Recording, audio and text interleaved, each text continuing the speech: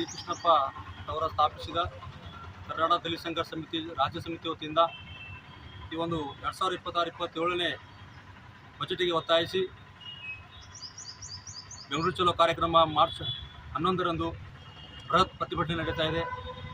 ಆ ಒಂದು ಕಾರ್ಯಕ್ರಮಕ್ಕೆ ನಮ್ಮ ಬೀದರ್ ಜಿಲ್ಲೆಯ ಎಲ್ಲ ದಲಿತ ಸಂಘರ್ಷ ಸಮಿತಿ ಪದಾಧಿಕಾರಿಗಳು ಆ ಒಂದು ಕಾರ್ಯಕ್ರಮಕ್ಕೆ ಹೋಗಿ ಒಂದು ಪ್ರತಿಭಟನೆಗೆ ಯಶಸ್ವಿ ಮಾಡಿಕೊಳ್ಳಬೇಕು. ಅದೇ ರೀತಿ ಉದ್ದೇಶ ಏನಪ್ಪ ಅಂದ್ರೆ SC ST SP TSPಗೆ 24% ಅನುದಾನ ಮೀಸಲಿರಿಸಬೇಕು. ಹಣ ದುರ್ಬಳಕೆ ತಡೆಯಲು ಕಾಯ್ದೆಯನ್ನು ಸೆಕ್ಷನ್ 7C ರದ್ದುಪಡಿಸಬೇಕು. ಗ್ಯಾರಂಟಿಗೆ ವರ್ಗಾಯಿಸಿದ ₹25,000 ಕೋಟಿ ಹಣ ವಾಪಸ್ ಪಡೆಯಬೇಕು. ದಸಂಸ ಸಂಸ್ಥಾಪಕ ಪ್ರೊಫೆಸರ್ ಡಿ ಕೃಷ್ಣಪ್ಪನವರಿಗೆ ಕರ್ನಾಟಕ ರತ್ನ ಪ್ರಶಸ್ತಿ ಘೋಷಿಸುವಂತೆ ಆಗ್ರಹಿಸಿ ಈ ಒಂದು ದೊಡ್ಡ ಪ್ರಮಾಣದಲ್ಲಿ ರಾಜ್ಯ ಸಮಿತಿಯ ವತಿಯಿಂದ ಈ ಪ್ರತಿಭಟನೆ ಹಮ್ಮಿಕೊಂಡಿದ್ದೆ.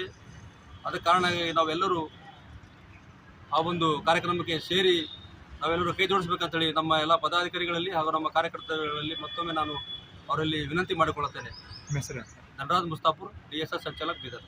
ಮಾರ್ಚ್ 11ರಂದು ಬೆಂಗಳೂರಿನ ಫ್ರೀಡಂ ಪಾರ್ಕ್ನಲ್ಲಿ ನಡೆಯುವ ಬೆಂಗಳೂರು ಚಲೋ ಬೃಹತ್ ಪ್ರತಿಭಟನೆಗೆ ಬೀದರ್ ಜಿಲ್ಲಾ ಕರ್ನಾಟಕ ದಲಿತ ಸಂಘರ್ಷ ಸಮಿತಿ ಬೆಂಬಲ ನೀಡಿದ್ದು, ಈ ಕುರಿತು ಪೂರ್ವಭಾವಿ ಸಭೆ ನಡೆದಿದೆ. ಸಭೆಯಲ್ಲಿ ಬೀದರ್ ಜಿಲ್ಲಾ ಸಂಚಾಲಕರಾದ ಧನರಾಜ್ ಮುಸ್ತಾಫರೆ ಹಾಗೂ ಇನ್ನಿತರ ಸಂಘಟನೆಯ ಸದಸ್ಯರು ಪಾಲ್ಗೊಂಡು ಮಾತುಕತೆ ನಡೆಸಿದ್ದಾರೆ.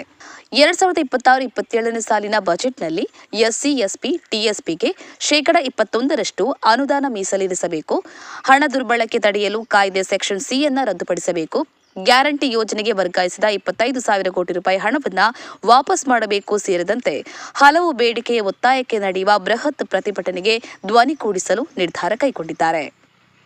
ಶರ್ಮಾ, ಬೀದರ್. ಜೈ ಭೀಮ್ ನ್ಯೂಸ್ 24x7 ಇದು ಬಹುಜನರ ನ್ಯಾಯಕ್ಕಾಗಿ.